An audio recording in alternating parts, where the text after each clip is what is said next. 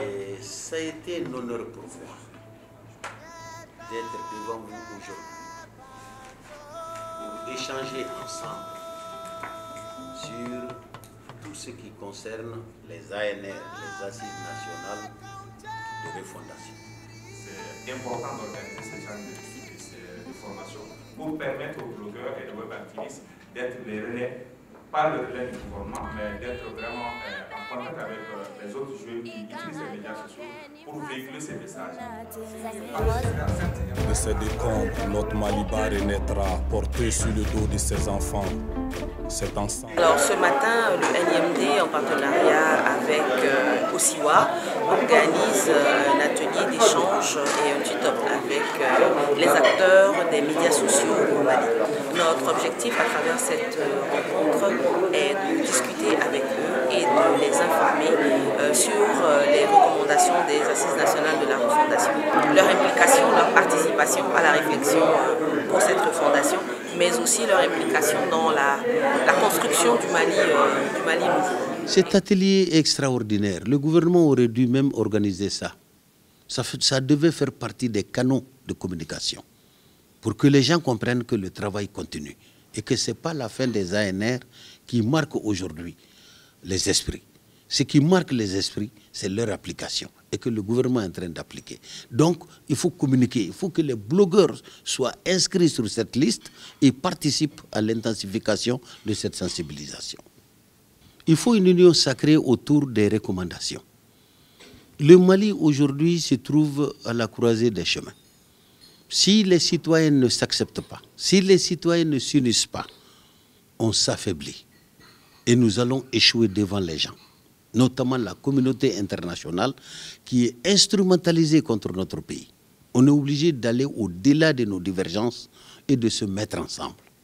Le rôle que les blogueurs et les web activistes pourront jouer après cette formation, c'est de faire le suivi et le plaidoyer de la mise en œuvre de cet accord, de ces recommandations, parce que nous avons jugé nécessaire d'organiser, parce que nous avons fait un constat dans notre pays aujourd'hui.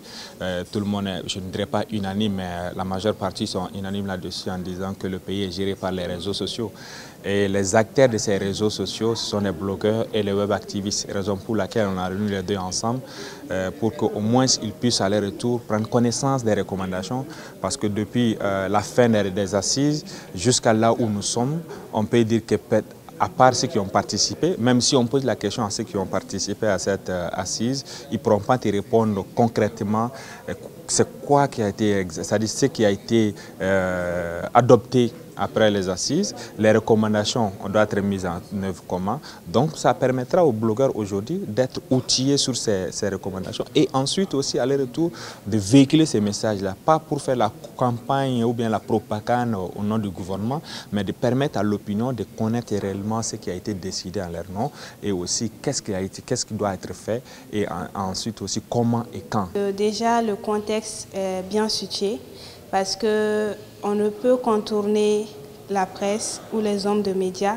parce que ce soit les web activistes, que ce soit les blogueurs, que ce soit les influenceurs sont tous partie prenante de l'organe presse ou font partie un peu du lot des hommes de médias et on ne sommes pas sans ignorer qu'actuellement au Mali, la presse surtout en ligne prend de l'ampleur et la population écoute plus et sont plus sur les réseaux sociaux. Donc c'est une belle initiative qui s'installe pour pouvoir outiller ces hommes de médias afin que la bonne information surtout soit véhiculée. Donc je trouve la télé riche en information et riche également en bonnes pratiques dans nos domaines respectifs. L'atelier comme tel, c'est une très bonne chose. Et l'atmosphère qui règne dans la salle est détendue. C'est une atmosphère d'échange. D'accord. Également, c'est une initiative que nous devons, sinon les initiateurs doivent vraiment chercher à décentraliser jusqu'au niveau communal. Parce que le Mali ne se limite pas à Bamako. Et communiquer aujourd'hui sur les réseaux sociaux, ce n'est pas seulement nous les blogueurs qui le faisons. Il faut redescendre jusqu'au niveau de villages et des communes pour que nous puissions avoir un impact assez conséquent. Nous conférera le Mali courant.